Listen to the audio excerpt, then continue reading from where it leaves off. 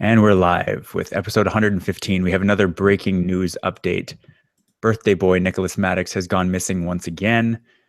I understand that he has now taken some kind of asylum in the mountains of Alberta. Is that true? Is that true, Mike? I can confirm that he is in the mountains. As to the reason why, that is still yet to be confirmed. I imagine it has something to do with Geodude being fairly common in the mountainous regions of Alberta. So we'll wait to see if and when he comes back, what his true motivation for going out to the mountains was.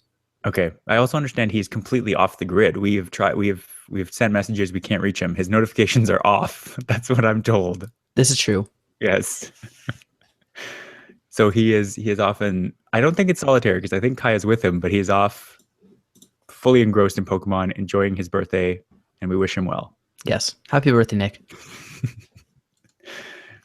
Mike, as I said to you right before we started the show, this was a big week, but I forgot why it was a big week until I saw the link that you posted in the notes. We're going to talk about Google's event, which was this week, that completely slipped my mind. Is it fair to say that it was a forgettable event? I don't know. Honestly, it's Google. I don't think they really forget anything. But we do have a few pieces of follow-up that you put in here first. Yes. Yeah. These were all weird stories, but Did you hear about the Boeing thing? I did. That story crossed my... I don't think I actually read any articles associated with it, but weird. Yeah. There's been an ongoing space race 2.0, I guess you could call it. Yeah. And both Boeing and SpaceX have been contracted out by NASA in the past to run missions. Not manned missions, obviously, but cargo missions anyway to the space. I believe mainly to the space after the space shuttle. Yeah. Yeah. So since Elon has come out and declared his dominance over Mars excursions, Yes. Boeing has come out and said, "Hey, we're still here too, and we're going to do it before you." So, not too much news per se. It's just Right. Elon's not the only one that's gunning for it, and which is good to see. I don't think anyone expected he was the only one, but publicly he's been the most vocal about his ambitions. So it's nice to see other companies. I guess Amazon was the other one. Well, not Amazon specifically, but who's the guy? Jeff Bezos? Jeff something? Yeah, Jeff Bezos with his Blue Origin. Well, they also did his mission. they did a test this week too that was testing the escape capsule, I believe it was. They did they've done several tests where you have where they've gone up to the edge of space, like 100 kilometers up, and then drop back down. And so they did, I believe it's the same capsule, the Blue Origin capsule, but they tested the escape part, like the rockets that would go off in an emergency and separate the rocket from the actual crew capsule. I think that was the test they did this week, and it was successful. Something that I guess Elon said the SpaceX rocket also would have been when the SpaceX rocket blew up on the launch pad. He said that the crew would have been safe from that. Okay, I didn't hear that part. Okay, that's good to know. If there had been any crew, it would have ejected. Like the protocols were set up so that it would have ejected and they would have been okay. And someone actually on Reddit I saw actually superposed the test that SpaceX did with their rocket at the correct scale and everything to show that it's actually not only kind of scientifically and theoretically accurate, but like the speeds actually do check out. It would have at least outpaced the fireball, and there was no pressure wave because it wasn't an actual explosion. It was just a really, as Elon described it, a fast fire. So usually in an explosion, it's the pressure wave that'll kill you, and it's really much harder to escape from those. But a fast fire is escapable. Right. Cool. On this Elon Musk Boeing thing,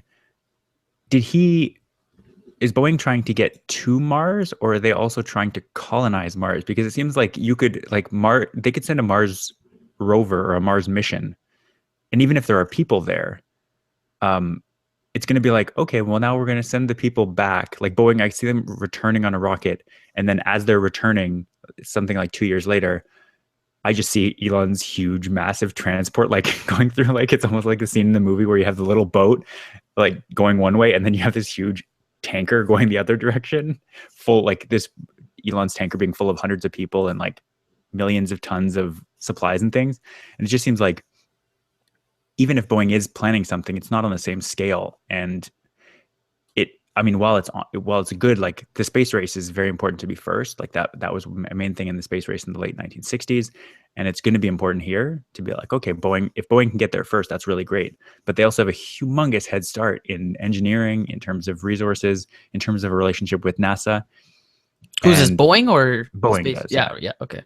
And I just see they have kind of different goals. If Boeing's mission is to get to Mars first, Elon's mission is to colonize Mars. I think there's slightly different Right. kind of senses of scale there. Yeah, Mullenberg's the CEO of Boeing. His direct quote was, "I'm convinced the first person to step foot on Mars will arrive there riding a Boeing rocket." So yeah, it's about getting there first. And yeah, like their ambitions appear to be more space tourism versus the more kind of ambitious goal of colonizing. Right. Yeah, it's going to be an interesting race, and I actually think, as I believe we've discussed in the past, that having more than one group competing, like we talked about this with Blue Origin, having a group to compete against makes the race aspect a lot more kind of dominant, and then you actually get both companies or both groups innovating even faster than before, just trying to beat the other group. Like when they had the first space race, the only reason those things got done on such a quick time scale is the fact that the Americans worried about Russians getting there first and wanting to be first in that area. Yeah. The exciting thing too about these types of things is in the process of innovating, you'll often innovate other stuff like that's applicable to other things. So, yeah, this type of thing can only be good, I think, as long as they're not sacrificing quality and safety for the sake of doing it first. Right. Where I think they actually did a lot more in the first space race. They kind of sacrificed safety in terms of, like, if people have to die for us to get there first, that is an acceptable loss. Was that what someone said? That's not a familiar. I think that was the prevailing theory. And I think, like, even I've seen copies of old speeches, not really concession speeches, but speeches that were prepared in case one of those early Apollo missions were lost, and just saying, this is part of space travel. It's dangerous. There are risks associated. These people gave their lives in pursuit of American greatness. And those are the actual, like, those are, I'm paraphrasing obviously because I don't have it in front of me, but those are the actual words. Yeah. To be fair, we talked last week how Musk said that people will die. Well, doing it. Yeah, it's almost inevitable. Like, even if you're just going on the safest space mission ever that lasts anywhere around 100 years, like, people are going to die from totally other things. If you're sending people on multi-year missions, there are going to be people who are die. Like, in theory, yes, you'd want to send sort of the fittest 20, 30 somethings that are in great shape and have no other reason to die, but people just die. Yeah. Well, all it takes is an infection in a place where you can't treat it. Ideally. It doesn't have to be like an Armageddon. I don't know if anyone died in Armageddon in, like, space, in the space part, but I can just, like, it doesn't have to be someone getting sucked out of an airlock in an accident or like a crazy scenario. But that's what people think about when they're going to die in space. Oh my gosh. They don't think about it like getting a blood clot and then just having a stroke. Bleeding out somewhere. And but anyways,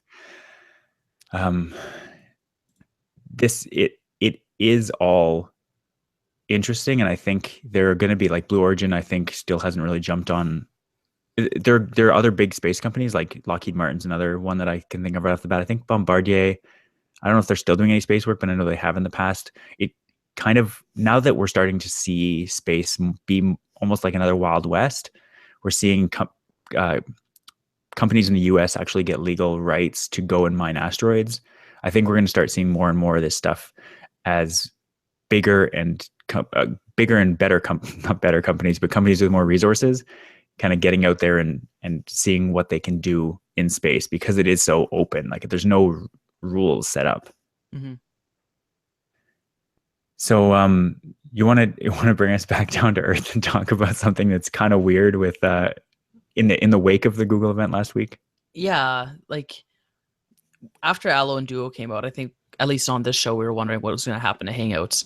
Yeah. And a lot of other people had that same question, and we got a bit of insight into that, where when Google allows manufacturers to issue Android devices, I guess they have a default set of apps that need to be pre-installed on the device, Right. such, Gmail, Google Plus, Chrome.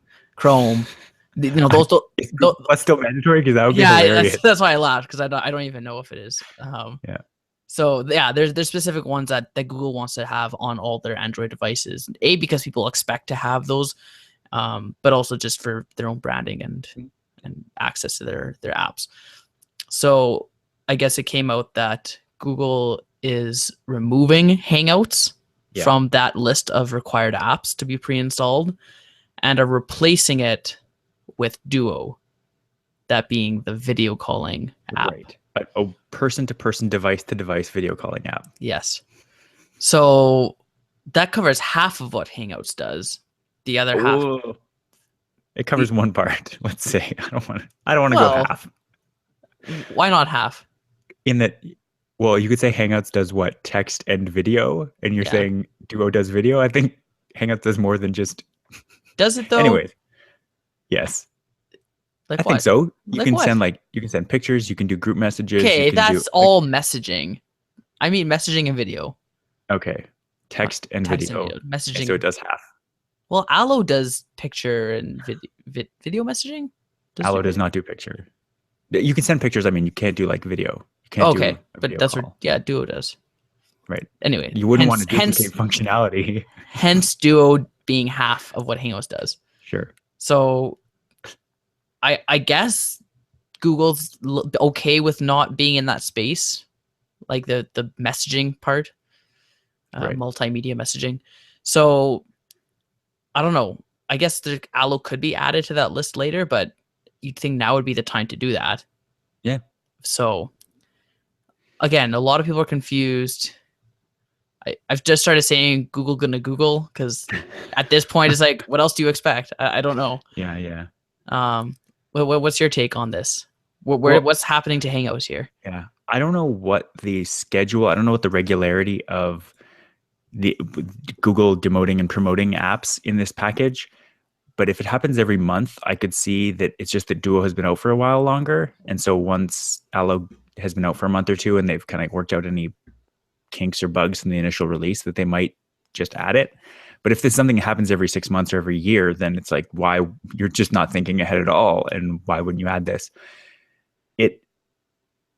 As I said, I don't necessarily agree with the idea that Google, Allo, and Duo each do half of what Hangouts did. I think that Duo does like 15-20%, and Allo does the other 80. Well, it does the other, let's say 60.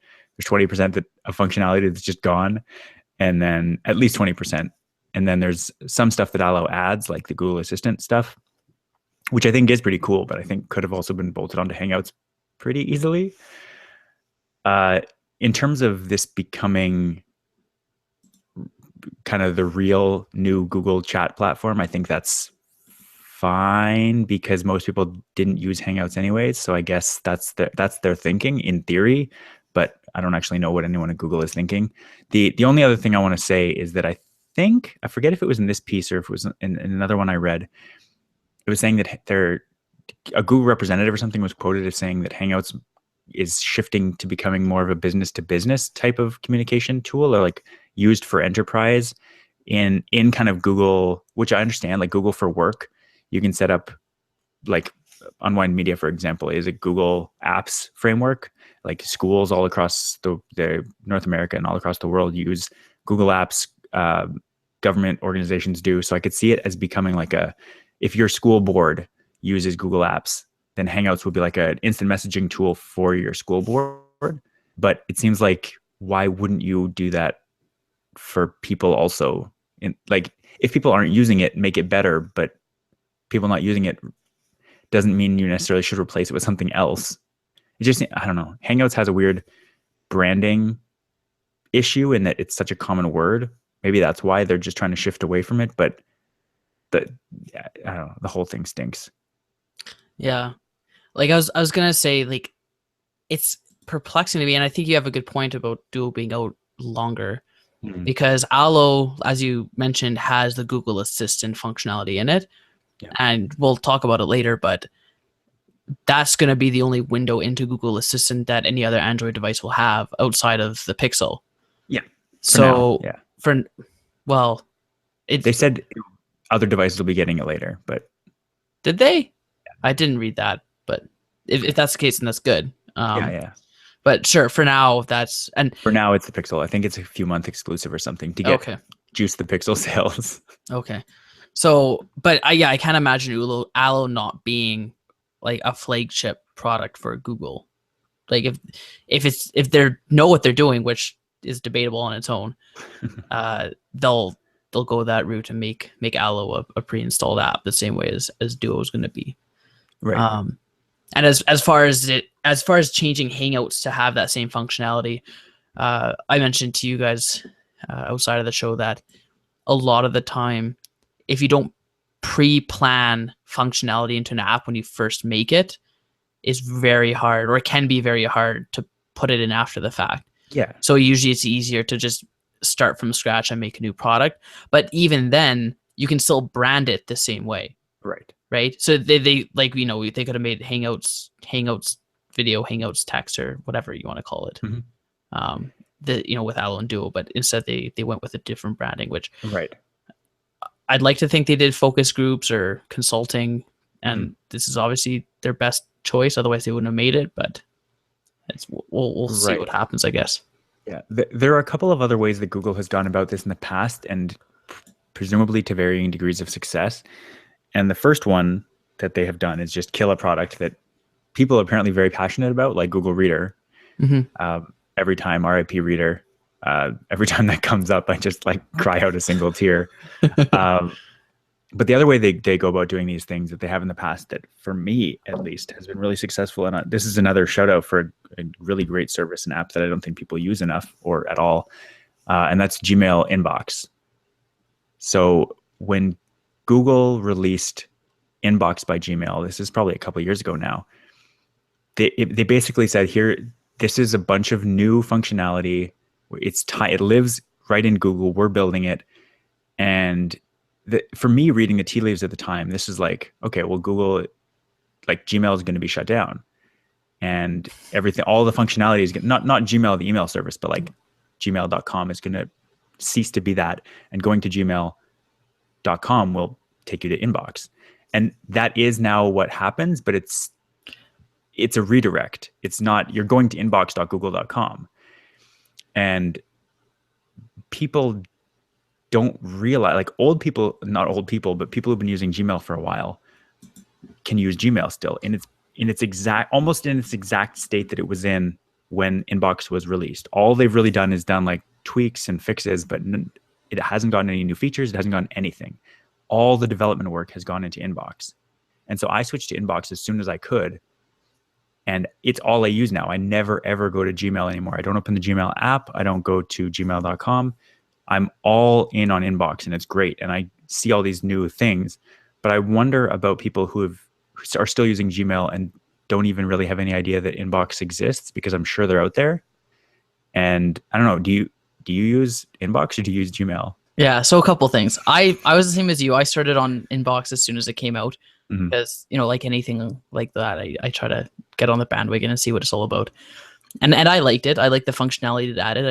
I really like the snoozing of emails. I like how it's branded as done and not archiving. Yeah. So and it's completely psychological, because it literally does the exact same thing. But well, if you go back to Gmail, it's all archived. Exactly. That's what I mean. So like clicking done makes it go to archives, but the way the inbox interface is set up is you have a tab for all your emails that are done. So they're still there. They're accessible. You can search them.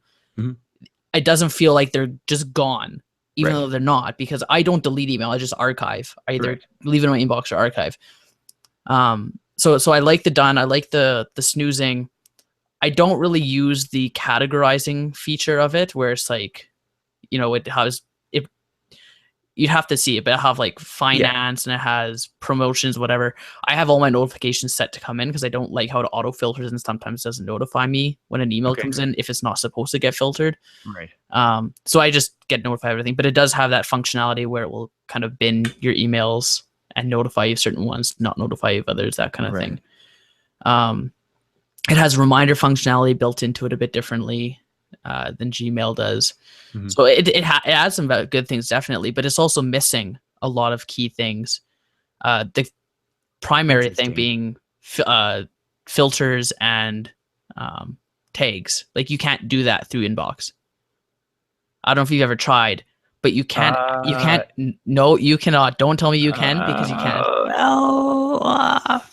You can go to Inbox, and if you've set up your email to redirect to Inbox, you can go back to Gmail. There's a tab on the left-hand side of your Inbox UI to go to Gmail and get into those settings, which is infuriating to me because it's like, if I get an email and I say, I want to filter this email, I should be able to do it from my phone within that email and say, filter emails like these. But you can't. You have to go to the browser version of Gmail because you can't even do it through the app version either. So even if you have the Gmail app, you still can't do it. And it's like, Google, why? Just why? So your complaint is just about the mobile version. Both. Like, okay, Gmail mobile version doesn't do it. Even the mobile desktop version, like the mobile browser version, you can't. You have to go to the desktop version of Gmail to go into your filter and tag settings. You cannot, like filter and labels. You can't do that in Inbox, the desktop or the mobile version, and not Gmail the mobile. So I'm confused. Maybe I'm doing this in a different, like I've thought about this because when I went to Inbox, I went all like I said, I do filter my email and I've never gone back to the Gmail interface to do it. Have you ever had to change anything in your filters and labels though? Yes. Like so if I have an email right here from Apple. Right now it's in, like I sign up for job alerts from Apple. I have this email and it's currently set because it's this is actually a perfect example because it puts them in purchases because it's from Apple and I get a lot of receipts from Apple. I can go to the extra settings and I can move to. That's not what I'm talking about. I'm I not talking understand about the category. I know that's not what you're talking about, but sorry, continue. Come with me here. Okay. There's an option here to remove from purchases, which theoretically is the same, functionally the same as what you're trying to do. You're trying to unfilter it from that list. And then I can go in and hit the three dots again, and I can move it to. I know that's not what you're talking about because there's different filtering systems, and I'm using the Inbox filtering system. I can put it because it is under job search. I have a filter here or a folder bundle here. Yeah, they're called bundles, called job search, and I can. But even bundles are different though. I can put it in the job search bundle, and then at the bottom here it says move to job search, and it says. I forget what the language is gone now, but it says always do this for emails from that sender. Yeah. I understand that you want to keep your filters you have already had, but my filters for the most part have stayed the same. And if I go into settings, I can change the individual settings for each of the bundles that I have set up. And I can go into the job search bundle. I can automatically add any messages whose subject have the word job in it or emails from any specific senders. I can choose to bundle messages in the inbox. I can show notifications for any messages that come in with that bundle name. And I can show them. I also like promos by default, promo emails that come in under the promo bundle. I have them only set up to show up once per day at 7 a.m. So any emails that came in the promo bundle only show up once a day. Right. Otherwise, they're there, but they're not in. They don't show up in your main inbox. Right. And for me, I've never needed more than that. I believe, like I have a bundle here called notification/Twitter that carried over. It used to be a Gmail label, and now it's a bundle called notifications Twitter. For me, this has worked.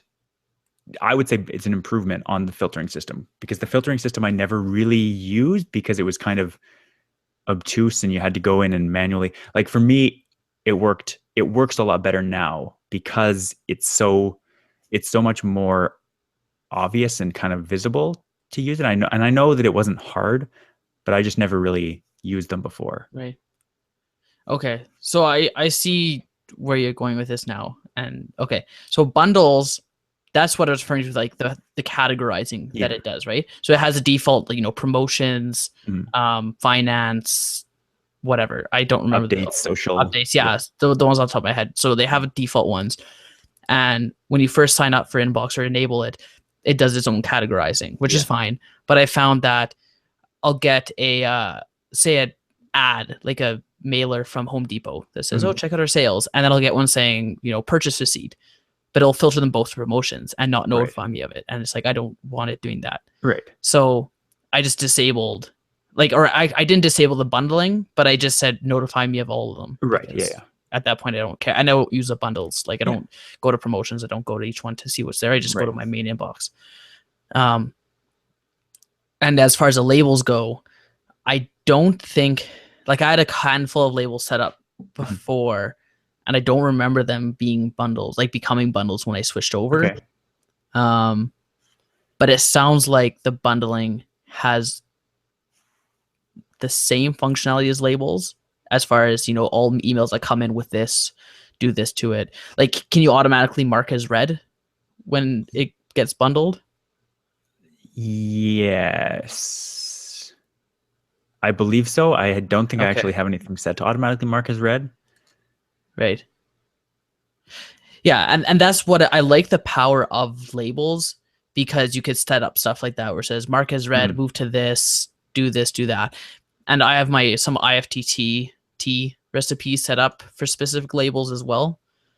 Like I actually recently did a workaround for one of the security cameras we have here, where the app didn't have a UI to see screen grabs of motion detection, but you could set up the camera to send an email to an email address with an image, like a screenshot, a screen picture. Right.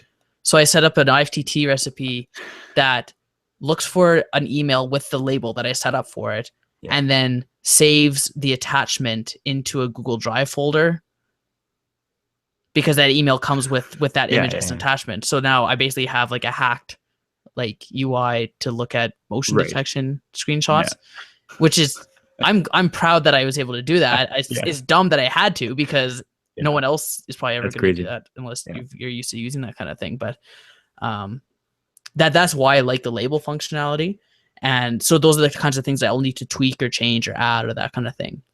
And I've never been able to do that with an inbox, but I don't know if I set up a bundle in inbox, if it treats it literally the exact same as the label, and you can use IFTTT recipes the same way with bundle names instead of labels. Yeah, that is a very good question, and I'm not sure. I don't see a thing here to automatically mark as read within the inbox interface. Okay. But because it all bundles, I never have to mark all, or I don't never have to automatically mark as read, because I just sweep the whole bundle away. Right. But yeah, it's an interesting thought. I don't see, there's no option here to automatically mark as read through bundles. Yeah. I just hate having unread messages. It's like this weird psychological thing. I hate it too. If I have one there and it's not showing up, like, where is this unread email? And see, so the only thing in inbox that I have that even shows numbers of unread emails, like I have the badge on my app, which is totally voluntary. And the name of a person that shows up in a bundle, that the sender of an email is bolded, but all it does is show me the number of emails in the bundle. It doesn't actually say this is how many unread you have. Right. And then the bundle name is bolded if there's an unread email in it. But yeah, it doesn't have the same I know that psychological effect that you're describing, but because of the way that actually, you know what I'm just realizing right now? When you sweep a bundle away, it doesn't mark it as read. It leaves it unread, because since I started using Inbox, if I go into my done folder, there are so many unread emails in there. Okay. So when they all show up as bold. So when you swipe it, it marks it as done, but doesn't mark it as read. Done. Okay. But not read. And so I have so many that I looked at, like I glanced at it in the list of emails, but I never actually read it.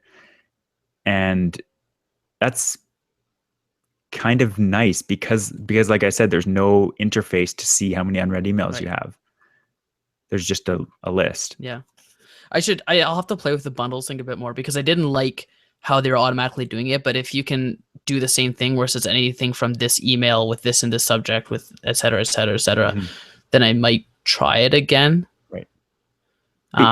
Because I do like the idea of only being notified, at 7 a.m. on that day. Because throughout the day it's like, oh, check out the sale, oh, whatever. Like I still want those emails. Right, exactly. Sometimes I'll be looking for something or I'll buy something if I happen to need it or whatever. But I don't want to be disrupted in the middle of the day when it's like I could have looked at that later, right? Yeah. So. This is kind of blowing my mind right now because I didn't realize that it totally, like my psychology when I was using Gmail, the actual main Gmail app, I was always like every single thing had to be read. And it was actually, I was actually annoyed that I had to do that all the time. Like mark everything as read, that I just like had to click it open and then, or like select them all and the mark as read. Like it was just really annoying to have to do. And this has totally broken that in that I have like thousands of unread emails in here, but it doesn't bother me. Right. Amazing. Also, Inbox needs to have a widget. I don't know why they don't. Yeah. That's one of the only reasons why I have the Gmail app installed on my phone still is because Inbox doesn't have a widget. Right. Makes sense. Come on, Google. Get your shit together. This is crazy. I really love this. I have AutoWhat, or my email folder that is now a bundle, has 606 unread emails in it. That's nice. My Twitter notifications bundle that I was mentioning earlier has 1,578 unread emails, and I never see it. Why do you have notifications turned on for Twitter for email? They're not for Twitter. It's a bundle that any email that comes in that has the word Twitter in it goes into that, and anything that has the word Facebook in it goes into a different one. It's just so that it. But sometimes there's false positives. How many Twitter emails do you get? 1,500. No, I know. Like, but for what? There are some, like, because I have like 10 Twitter accounts. There are a bunch that like where it gives me suggestions and stuff, which I think like I keep every time I see them in a Twitter account, I open them, or I open that and turn them off. Right. But because I have so many email accounts, there's still a bunch that come through anyways. Right. And but like there's a bunch of emails in here that are also in promotions because they are promotions, but they also mention Twitter. And it's just an easy filter for something. This used to actually cause problems in my social life because it would make me miss emails anytime anyone ever mentioned the word Facebook in an email out of context, like not in a social context. Or same if they have like a footer at the bottom, say follow us on Twitter, and that's gonna get filtered. Well, I want those to get filtered, but I don't want personal emails. Well, no, because if you have like an actual important email, but at the bottom it's just a default footer saying follow us on Twitter. Well, exactly. And so that's why for me, bundles saved me because now I actually see those. Whereas before, when I just had a label, I had it set to just auto mark as read and I would never even see it. So like, it'd be like, what email did you send me? Oh, did you mention Facebook in it? Yeah, I didn't get it. Now at least I see it, but I can just sweep it away when it's not important. Right. Okay. But yeah, that did cause problems for me. So we're still in follow-up. I don't feel like we really need to talk about BlackBerry, but why don't you mention this BlackBerry news? This is more just follow-up from last week because we were talking about the demise of BlackBerry and they're moving to software only. But I guess there was a quote from BlackBerry saying that they're going to still release a new smartphone with a physical keyboard within 6 months. So I guess the idea is that they're going to outsource the hardware manufacturing. Which I don't even know why they went out and said different. Yeah, it's like, why even say you're not manufacturing hardware in house? Like, who cares? No one probably knew you did anyway. Right. It's like if you just didn't say anything and release a new phone, like no one would be any like different. I don't know, but anyway, kind of back to status quo with BlackBerry, I guess. I don't know if you read I saw it in a tweet that came out summarizing the Google approach to building their own smartphones. And it was something like, I'm going to get the years wrong, but it was like 2008. HTC builds the first Google phone called the Nexus One or whatever it is, and then or the Android One, I think it was called, like way back, like the very first Android phone ever built by Google. Sure. And then 2012 or whatever it was, Google builds the first Nexus, or HTC builds the first Nexus phone. And then 2016, HTC builds the first Pixel phone for Google. Like Google keeps rebranding their built by thing, and now everyone, like Google themselves, are saying we're building this phone. This is a Pixel. This is the Pixel by Google, or Pixel phone by Google, I guess is the official branding. But it's still not Google themselves building this. They're just kind of they're appling it. They're outsourcing, like Foxconn and Pegatron build iPhones. Apple doesn't build them. Right. No, right. Build millions of phones. But in this case, HTC is the one building the Pixel. Is it? Oh, I didn't even hear that part. Okay.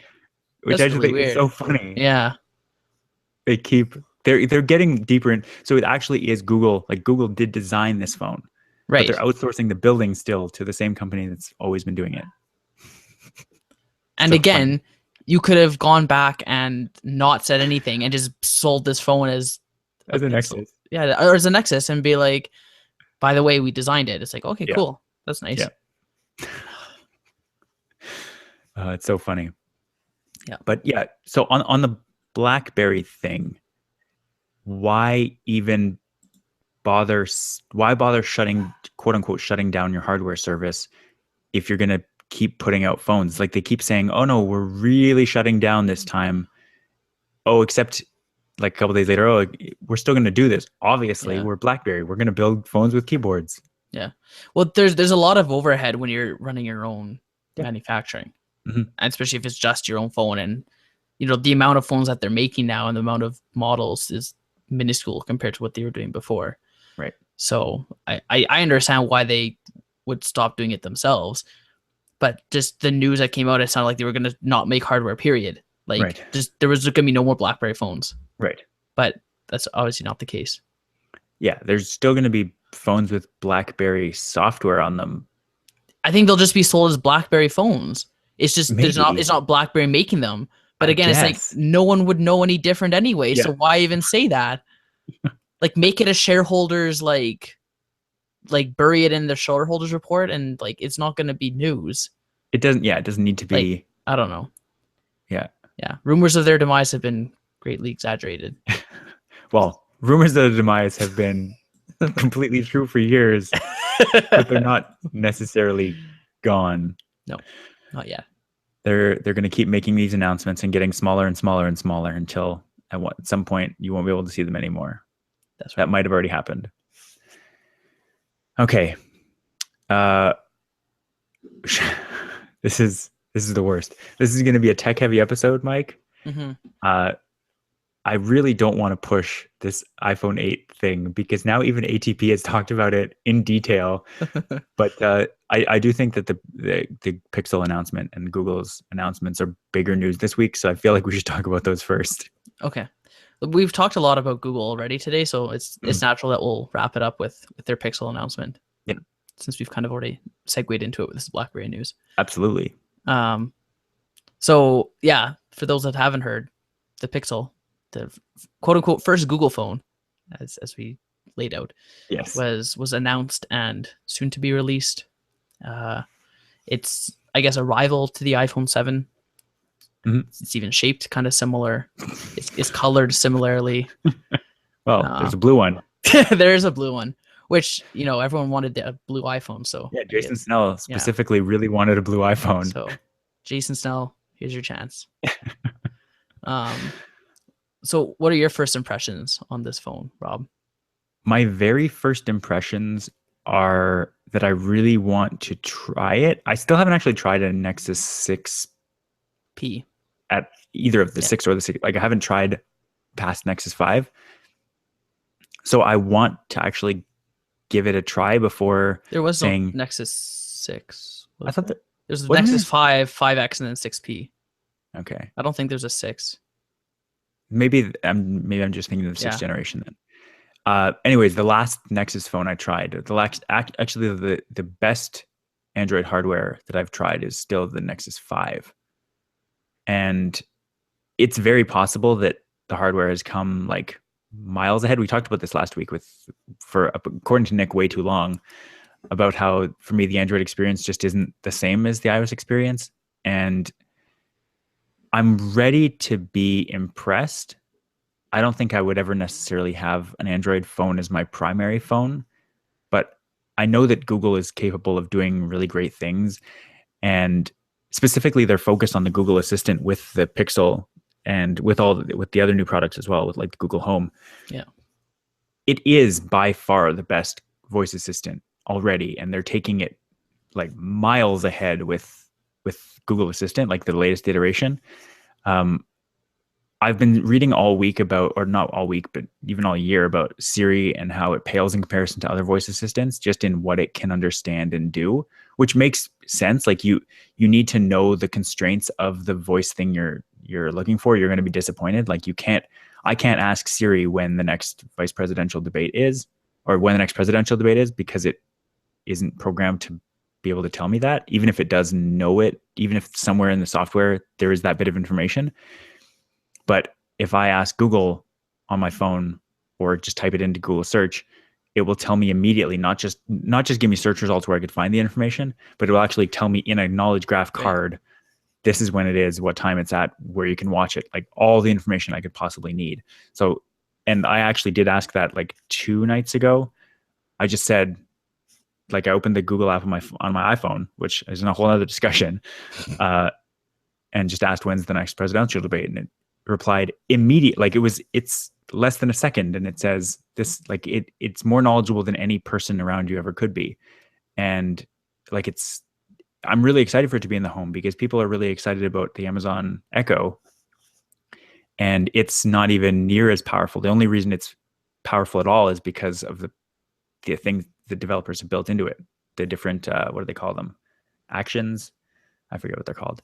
I don't think if we have the Echo in Canada, we just got it, and I'm not getting one. So, yeah, I don't know. What do you think about the phone in general, or about the phone in AI general? aspect? Yeah, like the assistant, the phone in general. Yeah. Yeah. To be honest, I didn't watch the Google event. I know when you linked it to me, I started watching. I'm like, this is about the Pixel, right? Or no, actually, they're talking about Google Assistant at the time, and that's when I'm like, isn't this just Google now? And then I got upset, and then I stopped watching. But I'm not sure what to think about the whole like discontinuation of the Nexus line. Mm-hmm. Google's move to being more Apple-like, I guess, is the best way to describe it. Yeah. Obviously the market's spoken, and that's what people want. So if it makes the Google experience better, then I guess I'm in favor of it. Mm-hmm. Supposedly the camera on this is the best one they've ever done. Yeah. Have you looked at the detail? I haven't looked into what the specifics are on it. The camera looks really good. I wanted to mention, I was in the mall yesterday. This is on topic, I promise. I walked by one of those like telephone booth or wireless wave or whatever it is, the things that have a whole bunch of different carriers in it. And I saw a big banner saying new Pixel phone by Google. And I have never seen that before from anything except for an iPhone, maybe. Like, I think Samsung probably has them, but I'm kind of blinded to it. But I definitely noticed that, like, it looked very much like an Apple thing in a good way. And then there's my experience when the 6P came out and said, "Are you guys gonna get the 6P?" Like, nope. No. It's like, oh, okay. It's like, it's very Apple. I saw the demo. The camera does appear to be very powerful. There was a thing that was mentioned on a couple of podcasts this week, kind of almost conspiracy theories, saying that this DxOMark, this company that rates smartphone cameras, rated the iPhone 7. Their iPhone 7 camera rating came out, and it was 86 or something out of 100. And then on the day of the Google Pixel announcement, they announced the DxOMark, the company, had rated their smartphone the highest rating they've ever given a smartphone, 89. And then you dig into the paperwork, or I guess it's still called paperwork when it's online. But it turns out they hadn't actually looked at, or they hadn't published the results of the iPhone 7 Plus yet, Okay. which ostensibly The is a dual better camera, yeah, right. camera. And so it's like, why? Like, and so this was a big thing. Google Pixel was touting, or Google was touting about the Pixel. This is the best smartphone camera ever. And it's like, did they pay to have them hold off on that so that it could still be true, and then they could announce the 7 Plus later, and it would like be better? So there's a whole big weird possible thing here. And there's also, they were mentioning on, I think it was Upgrade, but they were mentioning on a podcast this week that it's also like kind of a conflict of interest because DxOMark sells their own smartphone camera accessory. It's like a standalone thing you plug into the, I think they make it specifically for the iPhone, so it comes with a lightning jack that you plug in, and then you can take pictures with this little accessory. And like it has its own lens and it has its own lens and camera system. Okay. And it's supposed to be even better than any of these cameras. So it's like, I mean, you're not constrained by size of a smartphone anymore. So it's kind of not even a fair comparison. But at that point, you're just carrying a camera around. Yeah, exactly. I can take better pictures of my DSLR and then transfer them to my iPhone. No, that's not what we're talking about. So yeah, there's that whole kind of sneakiness, but it does seem like a really good phone. It seems like they didn't talk about optical image stabilization, but they did talk about stabilization. And it seems like they're doing it all in software, which is pretty impressive because from the results they had, it did seem really great. I will say that even like I have the iPhone SE, I was taking some video of our puppy Friday, and it seemed like even when I was making like pretty jerky camera motions trying to capture a puppy playing in leaves, it was tracking it really, really well and wasn't jerky at all when I actually watched back. So it does seem like even without optical image stabilization is getting good. So the fact that the Pixel is keeping up with that or possibly even better is great. I don't know. I mentioned this to you earlier. They bragged on stage about not having a camera bump, but if you go to the spec sheet of the Pixel, you can see that there are actually two thicknesses listed. The thickness of the base, which is about the same size as the iPhone, the latest iPhones. And then there's a different width at the top. It's like a millimeter thicker. The wedge. Okay. Yeah. Right. So it's literally shaped like a wedge where it's thicker at the top where the camera is, because you need a thick body for the actual lens system to get that good of a camera, which it's fine. I mean, if that ends up being ergonomic and more comfortable, then more power to them. That's great. But you're not really like the entire top of the phone is a camera bump. You didn't hide it. You just expanded it. But arguably is better. Well, having used a phone with the camera bump for a year and a half, even with the iPhone 6, it never really came into play. Like people were testing, and you like the way the phone was designed. I'm not even exactly sure how this works, but it didn't even really rock noticeably. Like you could, if you really exaggerated, you could make it rock, but it was never a thing where it was like a wobbly table where you'd notice it going back and forth. You never got any scratches on the lens, even though it was sticking out. Like it was a non-issue for me. I never noticed the camera bump. And if for the majority of people who have cases, you really wouldn't notice. I didn't have a case and I still didn't notice. No camera bump. No camera bump? Oh, yeah, I guess it's inset a little bit. No, it's a case. Okay. Yeah. So there is a camera bump. There is, but not. There is, there isn't. Right. I Googled it. I pixeled it. I pixeled the camera bump. Except this one's not a wedge, just the entire back is thicker. But right. Yeah. I actually like that the case prevents the camera lens from being directly on with the surface I'm putting it on in my pocket. But yeah. So anyway, as far as the Pixel, and I guess there's the Pixel XL as well, which from what I saw is only a ½ inch bigger. Yeah, 5 and 5.5 inches. Yeah, which is a really weird jump. Like, why not just make it 6? It's like, I don't understand what the extra ½ inch is giving you. Yeah. Like, I'd probably go for the 5.5 just because that extra ½ inch is good. Like, I found like 5.1 is probably good, but 5.5 you may as well than a 5. Yeah. Because at that point, you may as well go 4.7. But yeah, I don't know. 5.5 is a weird phone size. Yeah. It's actually kind of funny. Sorry, go ahead.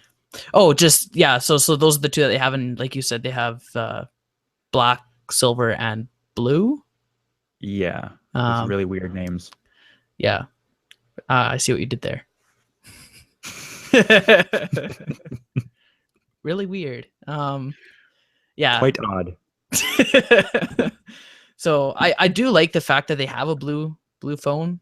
Yeah, I I was considering when I got my phone to get like a fun case for it, right. but it's like I work downtown and I can't get away with like a crazy looking phone. Right.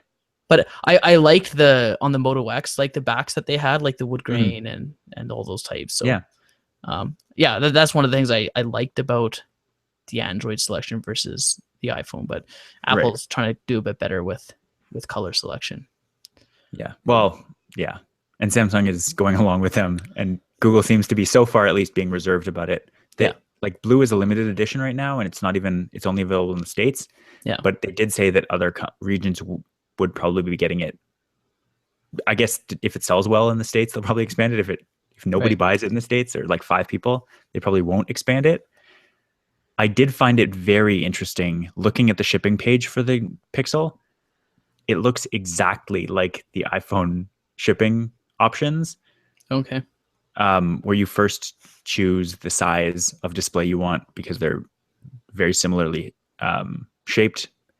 It shows you how much more it is for the bigger one. In this case, $150 for the extra half inch of screen. It shows you the colors where you can see it updating live as you select.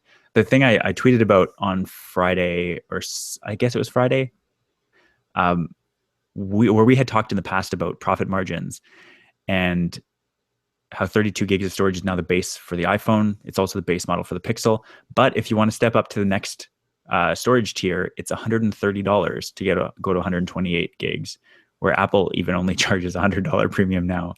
So it seems like the Pixel has fully embraced its expensiveness in the same way that the iPhone has, which really, I mean, to add on to the Appliness of all this, the very last thing after you choose your device storage size here on the Google Store is choosing, I'm going to call it Google Care, because it's like $129 for device protection that shows up in the exact same spot as Apple Care does. It's like if they took the Apple thing, removed all the words, and then added their own words, but it's like the options are the exact same, which I think is interesting. I think it's a good, I mean, there's nothing copying something successful, even if it's just kind of this is almost an homage to the iPhone. And I think it's done in a way that could sell more phones in a way that the Nexus line never did. Right. Well, because the Nexus up until the 5X 6P models was considered not a budget phone, but like a reasonable every man's phone. Yeah. Right. Or every woman's phone. And then the 5X to 6P were like, we're not cheap anymore. Right. But still not crazy. Yeah. Like the 5X was still like an okay price. But most people probably wanted the 6P, and at that point you're paying like $700 maybe. Yeah. But this one is like I guess their first $1,000 phone. Like Samsung kind of had that market before. Yeah. Well, it's $900 for the very base, like 32 gigs smaller phone model. Yeah. And yeah, you're probably not going to get that if you're paying that much for a phone already. Right. Like even for me, like my phone is 32 gigs right now, and after having in order, it was like a 4 gig and then a 16 gig. Oh no, did I have an 8 gigabyte Nexus 4? Probably. I think most of them were 8 gigs, weren't they? Yeah. There was a 16, but I think I had an 8. Jump into 13, I'm like, oh, I'll never need more room again. And I'm already like, you have no more room to update this app. It's like, no, damn it, gotta purge these freaking apps. Yeah. And I had to move some apps to the SD card, like the external storage, because you can do that on the Note. But after taking the card out to do some picture moving, it was like, oh, I can't find this app. It's like, oh, this is not an ideal setup for these apps on the SD card. So I think there's a reason why the iPhone doesn't have expandable storage. Well, and I can kind of appreciate why Nexus, like Google has said that they're not condoning external storage anymore, because if someone just like, oh, I'll move it to the card because it gives me more room, and then they pull it out, it's like, what do you mean I don't have that app? I installed it, and then they reinstall it and then put the card back in and all this kind of stuff. And I can understand how it could be Yeah. annoying and silly. So I'm trying to keep the external storage to just like pictures and multimedia, not apps.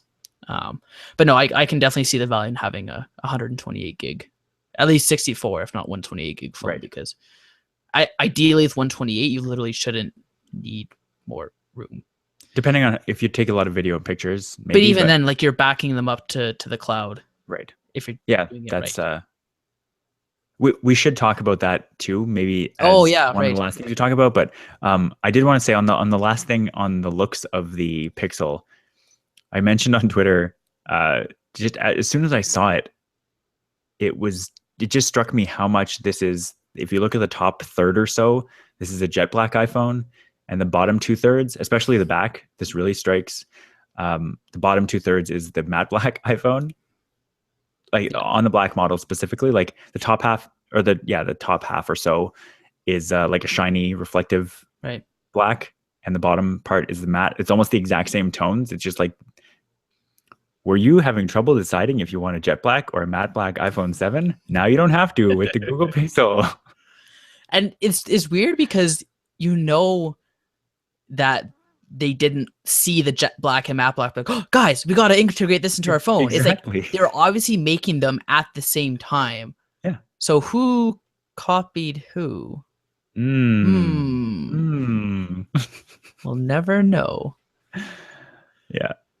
But yeah, no, like you were gonna mention, the Pixel does come with unlimited full resolution video and picture backups to Google Drive / Photos. So that's worth its weight in gold, because right now I'm paying $3 a month.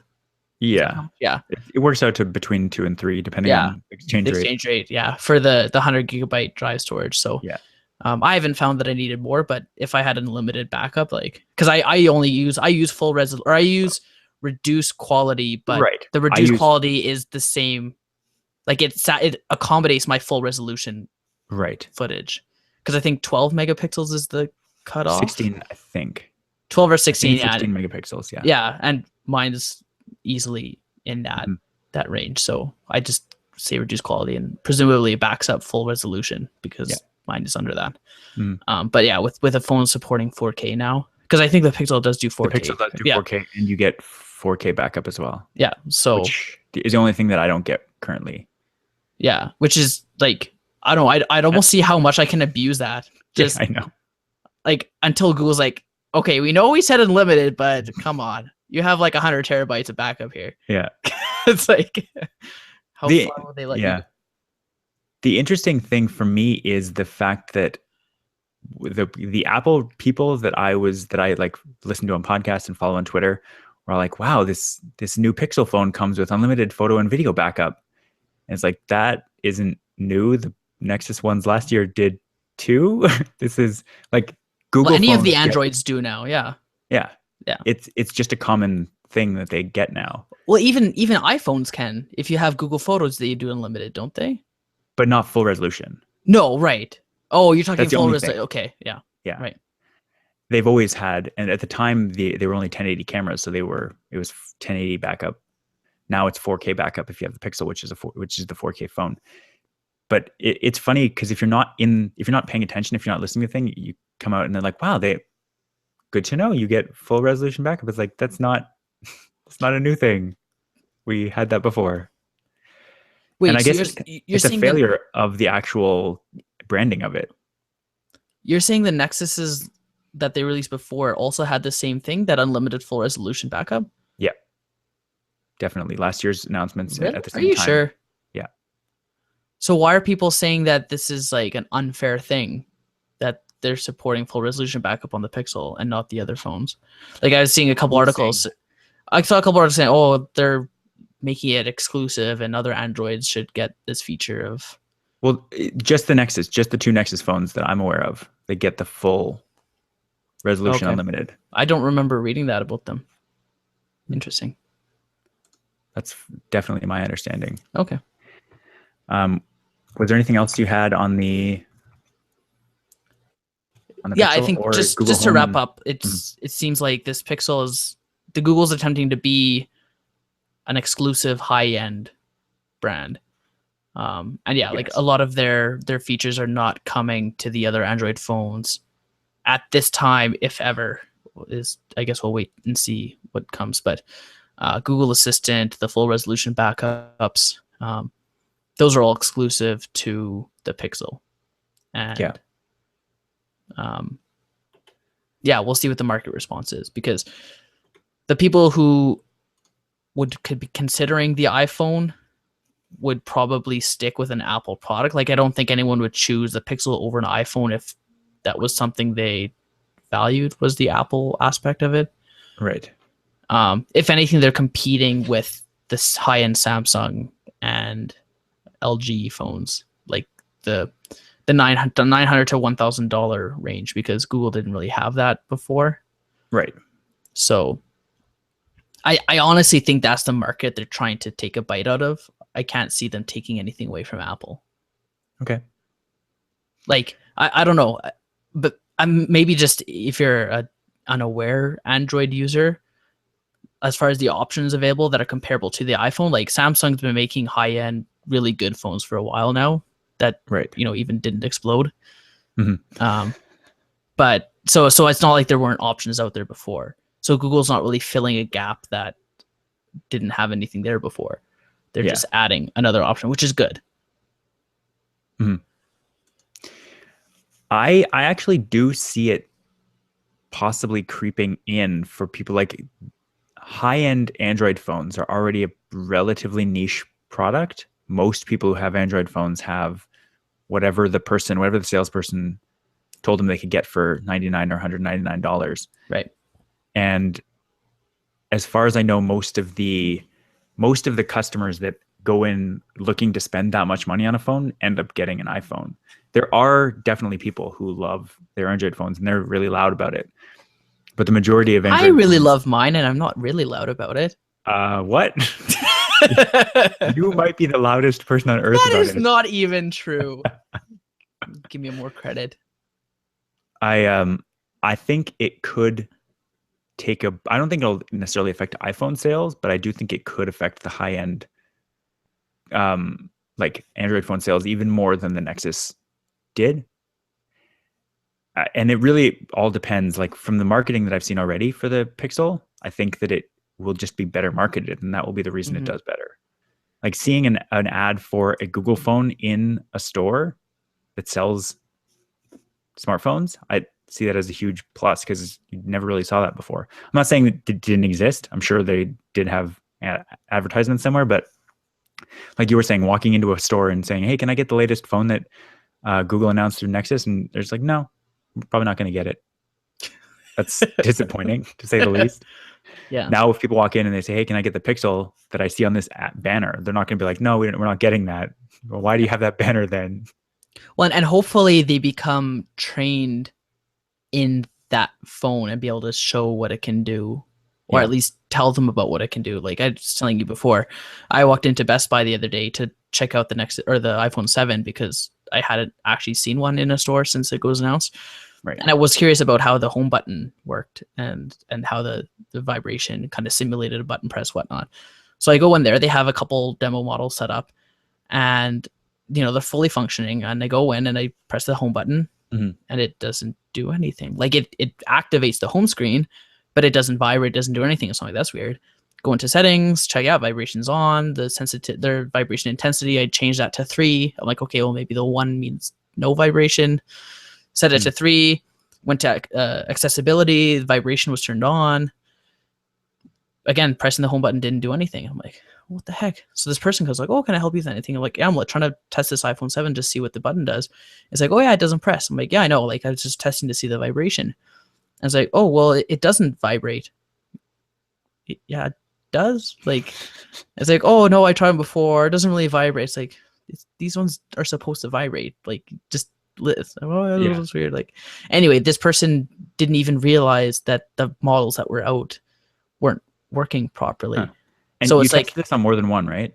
Yeah, there were 2 sitting out there, and I tested weird. on both, and neither one was working. So, and I was trying to figure out if it's in some demo mode that disabled the Taptic engine, but it was so strange, and it was just stranger to me that the person who came up to help me, who presumably knew enough about those phones to sell them to me, Yeah. didn't realize that the vibration was broken. It's weird.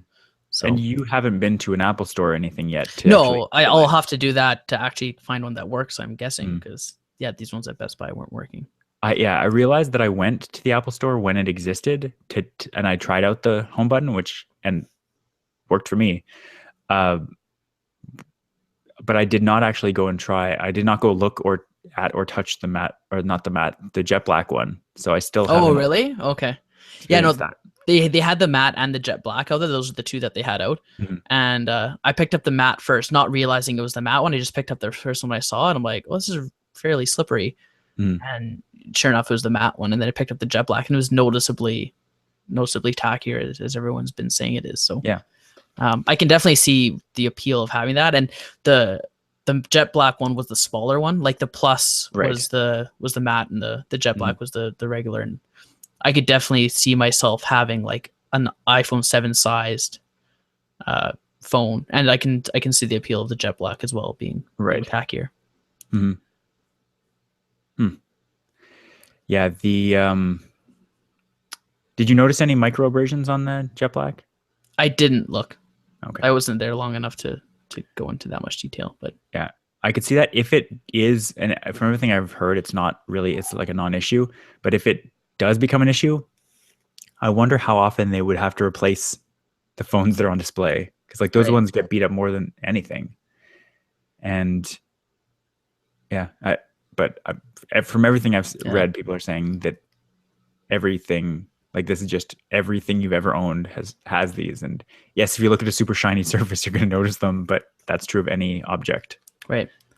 I know, like I went into one cell phone store a while ago, and I guess they have a deal with various suppliers who ship the demo phones to stores. And when they're done with them, they'll send them back to this place, and then they resell them as refurbished devices to sell to people at fairly reduced prices. So I imagine you could probably find quite a few discounted iPhone 7 jet blacks there, and hopefully at a significant discount, because they would be fairly beat up. Yeah. But if you know that it's going to get beat up anyway, then you almost might be okay, maybe, with that. I am the kind of person, like the only reason that I have my phone in a case right now is because I have the case because I wasn't sure I was going to keep it when I first got it. And like my case is super thin, and it's the one that's on it right now is clear. I just want to be able to sell it later and I don't have to explain small scratches. Yeah. Mine has a case just for the impact resistance and the shattering, because that had happened to my iPhone already, like my work phone. Mm-hmm. And I prefer not to have this. And Maria's actually cracked. Like she dropped her phone and it fell like face first onto her parking stall. And like there's rocks like jutting out on the parking stall. So that's why, like, because actually hers, I don't know if it has the same thing, but mine has like a little lip on the front. So like even if it lands like face down like this, it's not hitting the surface. But if there's like a rock jutting out, then obviously it's going to hit the screen. If there's a rock jutting out, it's even more like there's actually going to be more, like a much smaller surface area. Oh yeah, for sure. But what I mean is it's actually going to impact the screen versus if you drop it onto like a floor, either way, it's not going to hit the screen. It's just hope it doesn't get too much shock that cracks it. Mm-hmm. But yeah, mine still held up. The only crack that I've ever had on an iPhone screen was from dropping it like 2 feet off of a soft surface onto a different soft surface. And I have no idea why that was the thing that cracked it. But like, I've told the story about how my phone went out of I was biking one time and I had to stop. I had to brake really hard to not get hit by a car. And the phone went shooting out of my like chest jacket pocket, or my dress shirt pocket. Okay. Skidded across an intersection face down. And like I went over and grabbed it, and it was like there was a couple scuff marks on the corners of the metal part on the back. Okay. But the screen was totally fine. It was face down, no case, nothing. It was just the craziest thing. That's kind of weird. Yeah. My phone is so much lighter and thinner without the case. It upsets me that I'm not willing to sacrifice like the screen for the sake of thinness. Yeah. Like I honestly, like I don't have any plastic film or anything over the front of mine because in the past I found that it peels and starts looking really bad, and it actually affects like the clarity of the screen. Yeah. Like you can tell when it has that on there. Like the glare is different off of it and all that kind of stuff. So yeah. I don't like that. And it doesn't really get scratches. Like you can, if you look really closely, it has very minor, like actually not even, you can't even tell that there's any effects from not having that on. Yeah. I've never, the last one I had really discolored the screen. And since like, that was like 4 years ago, 5 years ago. And I haven't had one since. Yeah. All right. Anything else you want to say about the Pixel before we go for the week? No, I think that's good. I think we already mentioned that they've already said that the Nexus line isn't coming back for the foreseeable future. So we'll see what the future holds for Google's phone. Hopefully people will stop referring to Android phones as Samsungs, even though a lot of them are Samsungs. Dead. Yeah. Long live the Nexus. All right. In that case, I will say goodbye for another week. Thank you for listening to Future Chat. You can head to unwindmedia.com/futurechat to see past episodes of the show and much more. See you next week. Ciao.